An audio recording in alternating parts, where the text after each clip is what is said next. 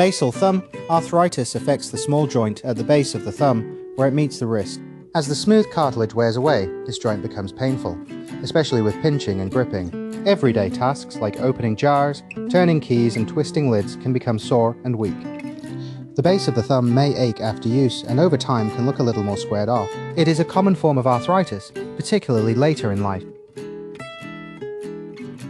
Many people manage well for a long time without surgery.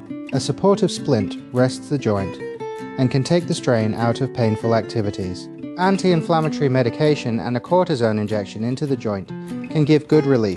A hand therapist can show you ways to protect the thumb and keep it working. When these measures are no longer enough, an operation can help. There are two main operations for a worn-out thumb joint. The long-established option is a trapeziectomy, where the small arthritic bone at the base of the thumb is removed so the painful surfaces no longer rub together.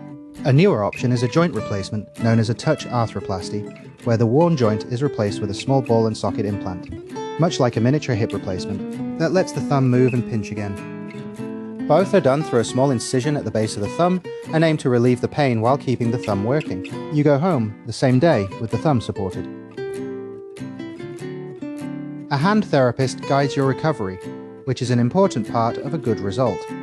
The thumb is protected at first, then eased back into movement as it heals.